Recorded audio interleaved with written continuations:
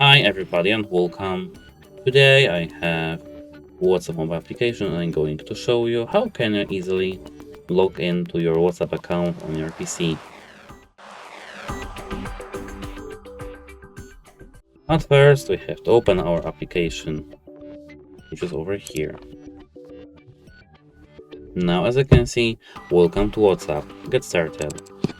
You have to click on this get started button and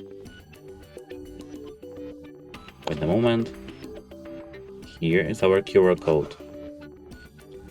Now we have to click on the videos over here, click link to devices, link a device, and as you can see our camera opened. Now we have to scan our QR code. Our application will automatically detect it, and as you can see we are now logged in. That's it, hope it helps you. Goodbye.